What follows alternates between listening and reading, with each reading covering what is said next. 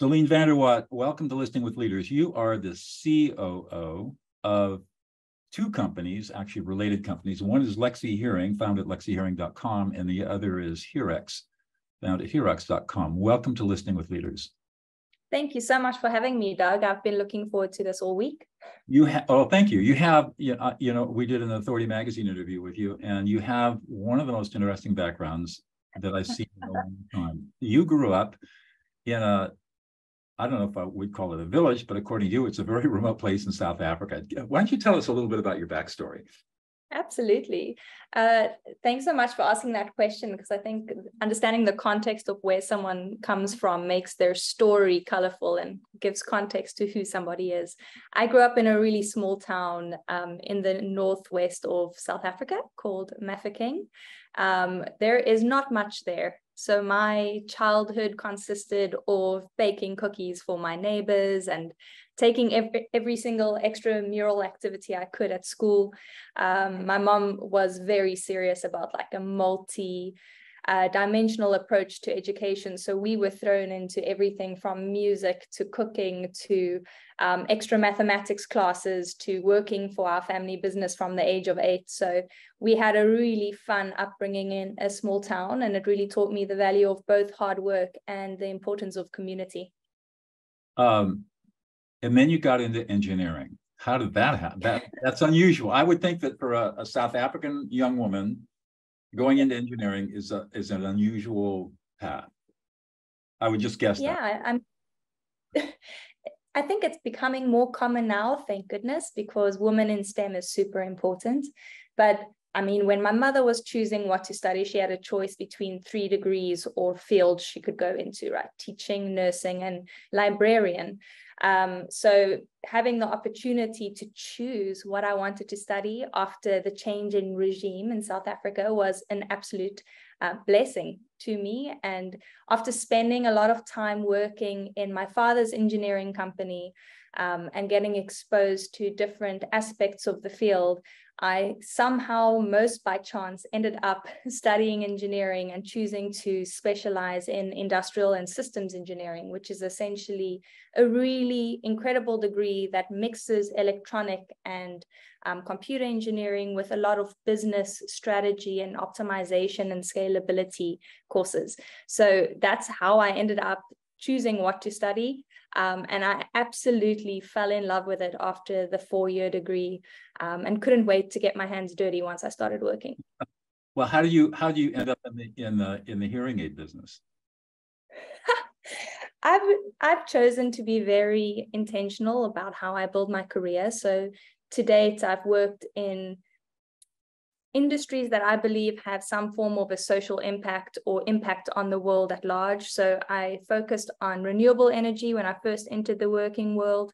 I learned a lot of my hard skills there. It was a great combination of being out in the field and then obviously changing legislation and working with governments to bring about change in terms of the importance of renewable energy, especially in a place like Southern Africa.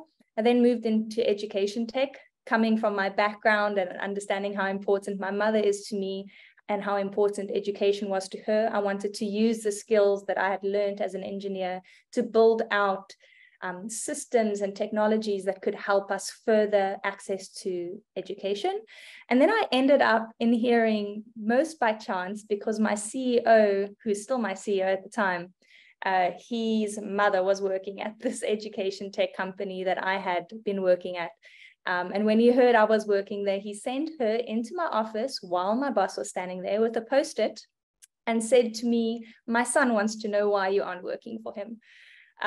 Very awkwardly retracted myself from that conversation because my boss was in the room, but went to meet Nick, our CEO, for lunch one day, and he just showed me the technology that they were developing and explained the impact of what hearX and Lexie would be able to achieve in the long run. And that is one of the reasons why I chose to be an engineer. And one of the things I wanted to use my skills to do was to help not just build technology and help people understand whether or not they have hearing loss or sell hearing aids. That's not really what we do, but rather to help humans build connection to their families, to their communities, to enable them to learn, study, work, grow And that seemed like a good thing to dedicate 8 hours, let's say 15 hours of my day to. Tell us a little bit more about the companies. Yeah, sure. So hearX Group was founded back in 2016 with the intent of helping build technologies that would aid in the detection and diagnosis of hearing loss. Unfortunately, it's become a saying in the hearing health, or in the health world actually, that hearing loss is a silent epidemic.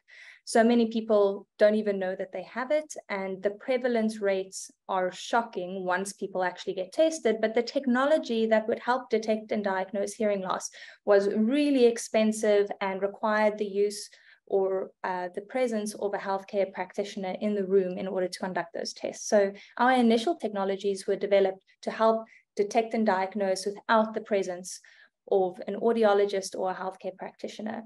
And at that time, we thought that was a just cause and it was good enough. But the more we worked in that field, the more we realized once we had detected and diagnosed people, we were sending them into a healthcare system that was overburdened and where they needed to pay thousands of dollars for a hearing aid.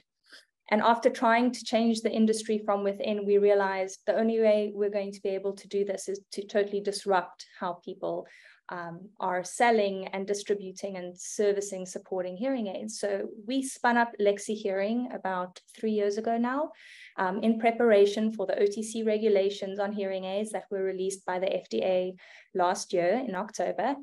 And essentially what it allows us to do is to do remote testing, fitting, and support of hearing aids, but at 80% less cost than traditional methods with the same health outcomes. And how's it been received in the marketplace? You know, it's been absolutely rewarding for me, especially if you understand why I do what I do, to see how the consumers are receiving the product, right? It's scary to launch anything new. You never know if anyone's going to buy the product first. And secondly, if they're going to actually get use and enjoyment out of the product. And what we have seen is the customers that purchase Lexie, 95% of them are wearing hearing aids for the first time after purchasing Lexie. And our net promoter scores and customer satisfaction outperform the players in the market, not only in the OTC and DTC space, but also in the traditional market. And I think it's because we took a really consumer-centric approach to how we designed and developed the products and how we support our customers through that journey. So white glove, 5-star customer service to make sure that they are supported every step of the way. So far, so good. And we're really excited to be the leader in the OTC hearing space at the moment. Wow. Timing is everything, huh? That's good. So tell me what gets you really excited to get up in the morning and get going? What wakes me up in the morning is the possibility to continue changing the world, and not in the way millennials mean it, because I am outside of that bracket. I'm happily not a millennial. But I think what's important to me is to use the skills that I have been taught by the many people who have mentored me and taught me along the way to generate some form of good with the hours of work that I put in a day. Second to that is my team really motivate me to get up and to keep going. We recently got a beautiful recognition from Time magazine. We're listed on the Time 100's most influential companies in the world list, which is the first time anyone in the hearing aid industry has been on the list. And for an industry that is almost a year old now, it was quite a big shift and a really great acknowledgement. And at this event, what I said to the team was, what I really admire about them is their resilience. Like so many times over the last 7 years, especially over the last 3 with Lexie Hearing, we have heard no 8 times more than we've heard the word yes. Mm-hmm. And when it gets tough, or when we get tired, or when we're low, they have resilience to fill in when mine is empty. And I hope that they know that I will do the same for them. So knowing that I wake up in the morning and I have a team of highly skilled, highly invested individuals standing by my side is honestly very motivating to me. Wow. You know, I agree with you that the meaning of life is service to others. Yeah. Yep. So many people work for a paycheck and don't have meaning in their lives, and and they take, unfortunately, that misery leads them to paths that are probably not healthy or good for them. So you're blessed to be able to do what you're doing and to feel like you're really serving people and making a difference in the world. There are very few people that work at your level that get to do that. So I know that because I think, I was a trial lawyer for 22 years and then left the practice of law to become a peacemaker. And my latest project is training murderers how to be peacemakers in maximum security prisons. And I learned in that's what really gave me meaning in life, where I take these people who are basically thrown away from society and turn them into powerful peacemakers to stop prison violence in prisons all over the world. I think that's incredible. I read about your project online and I found it so inspiring. And I think a lot of times when people evaluate what they want to do with their lives and where they find value, they feel like you need to choose between a career and doing good. And I think it is rare, but I think it is exactly what you called it, a blessing when those two things collide. And when you're able to apply your skills like you do with the convicted murderers, teaching them what you know from your career to bring about good, or like me, where I get to apply my engineering skills in a way that builds a sustainable and well-operated business so that we can keep the costs down and get people more access to hearing aids. And I think if people spent a little bit more time evaluating how they operate their businesses and what they choose to dedicate their lives to, they might just find more meaning than at first glance. I agree. And I think they would find a lot more happiness too. Yes. When you're serving other people and you're making a difference in the world, that is truly fulfilling, as you know. It makes a big difference. So what is it that's unique about you that you bring to the table that is different than anybody else? This question always makes me so uncomfortable because I really do think we're the sum of parts of a team. But I think if I had to think about which traits I have or the skills that I bring to the table, I think I've always described my role as being the person that creates order out of chaos, right? I think I have a very strong mind. I'm very strong-willed. So when things get tough or when there's a crisis, I think I'm quite good at being able to break down everything to its core issues, identify the pattern in the randomness, and make really great, fast decisions that move us forward instead of hamstringing us or stopping us from making any form of changes or decisions.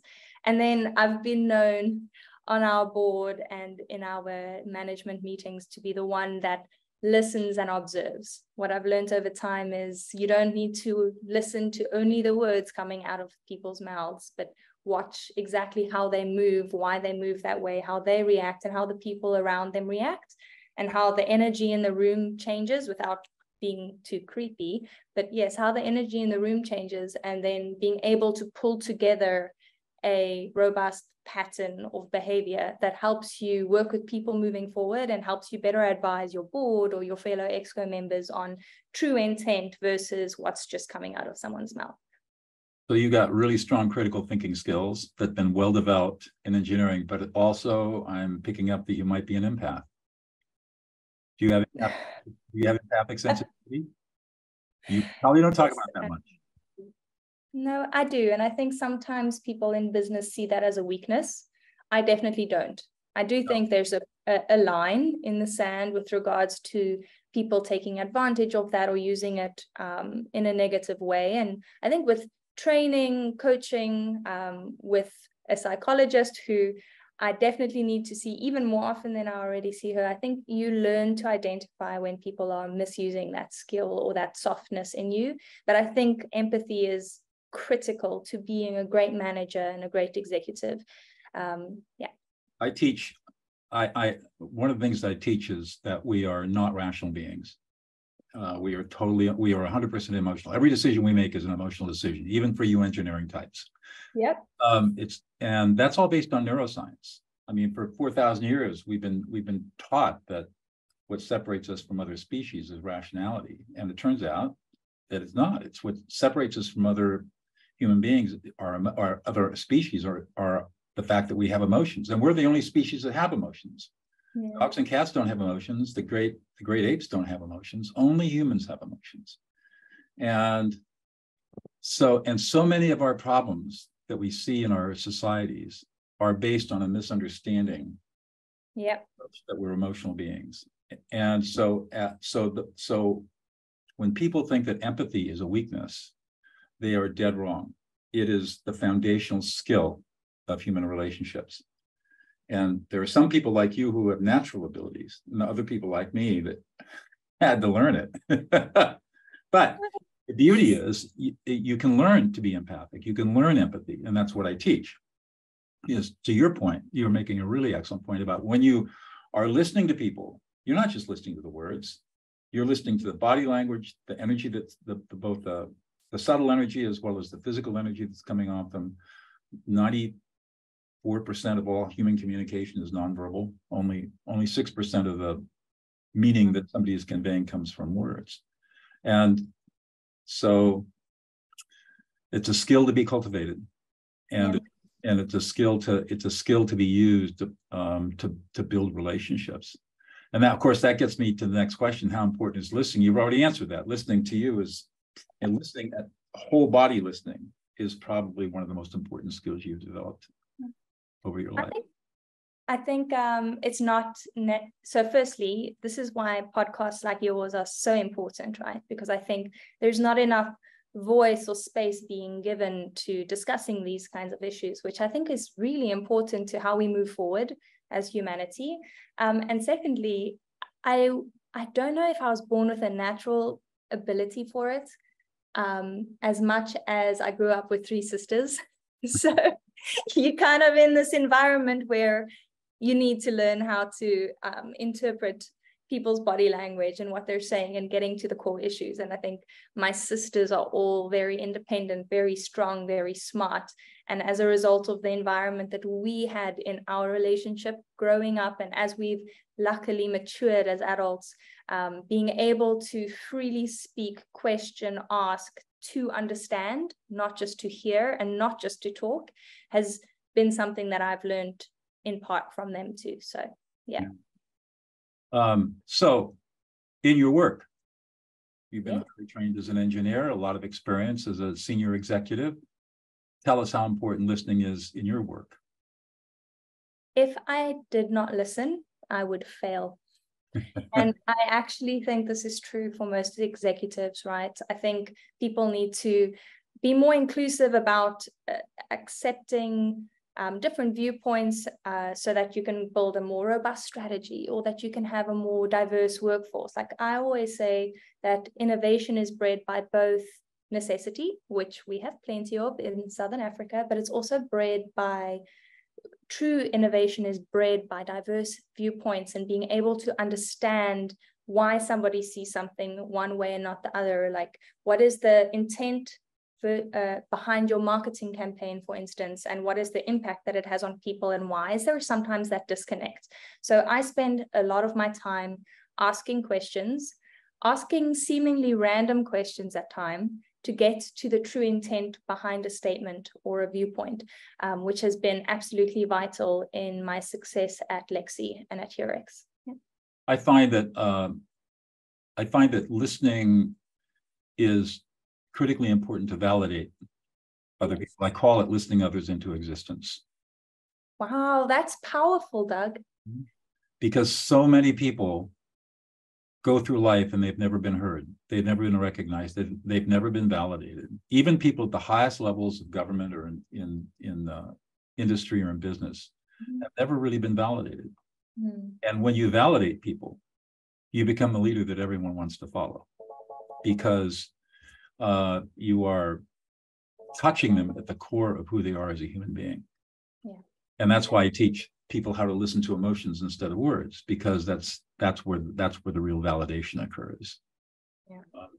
I can imagine that kind of training is extremely powerful.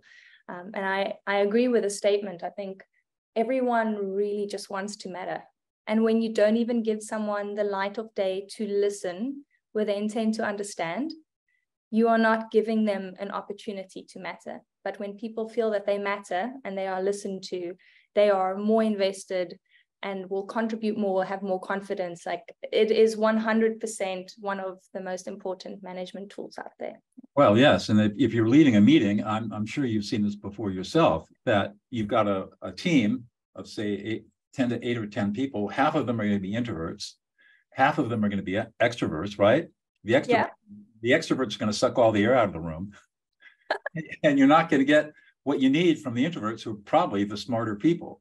And so you have to be very focused. I find in meetings that I lead that I've got to be very focused about creating an emotionally safe place for those introverts to speak. And I'll go around the room and say, Seline, you've been really quiet over there. What do you think about all this? And you'll hem and haw and say, well, I really don't want to say, come on, Seline, I know you're nervous, you're concerned, but you have thoughts. I can see it. You've got some powerful thoughts here. Let me know what they are. I think that's so important. And what I've found with our team, especially with the younger employees, it's so important to have managers that are both introverted and extroverted, so that people have behavior that they can model from people that they respect or that they see themselves reflected in. So cultivating a meeting culture where you actually ask people for their input creates an environment in which other leaders do that, or the people working underneath those leaders feel, yes, my voice is asked for, my opinion is asked for, therefore I matter, so I'm going to contribute more in the next meeting, right? And I think that's really fun to see the strategy play out in meetings. And most often it's the person who's been sitting listening, who is finally given an opportunity to speak, who has the most valuable idea. Yeah. Oh, you're going to go long and for you have a lot of wisdom for a young woman. Good for you. Thanks so much. That's very kind.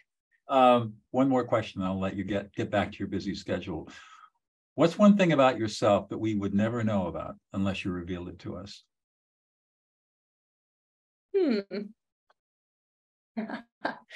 There's a really embarrassing part of my past that I don't share in a work context. So I, in my 20s, competed in MasterChef South Africa with one of my sisters, one of the fierce, strong ones. At that point in time, we were both working. She has her MSc in analytical chemistry, and I was working in renewable energy. And we decided to enter this just for fun, we'll never get in, we'll just do it for fun. And we ended up actually making it into the show. She finished second, and I finished third. So my little sister beat me on national TV, which I'll never live down. But it was an amazing experience to kind of drag us both out of our professional fields and teach us a lot of soft skills that we needed to survive in the real world, right? You're thrust into the public limelight. We needed to do a whole bunch of photo shoots and video shoots and interviews and speak to little kids whose parents throw them at us for a photo. You learn a lot of communication skills by going through a process like that, which was super valuable, but slightly mortifying when you are sitting in a room full of other executives. So definitely not something I publicize or that you would know about if I didn't tell you. What exactly did you do? We got tortured by 3 professional chefs for 6 weeks straight on just creating recipes out of thin air and competing under circumstances where they take certain equipment or access away from you, or give you 3 things to cook with that don't belong together, and you need to make a family meal for 6. It was really fun. It was problem solving, but with food, which was how fun. I love to cook, so that's really that's fun. Good for you. Well, I'm glad you shared that with me. Thank you. Lovely. Well, this has been a lovely conversation, Seline. I hope our paths will cross again, and you are doing amazing work in the world. Just keep it up, please. Thank you so much, Doug, and thanks for having me. It was a lot of fun. I forgot we were being recorded at some point. Good.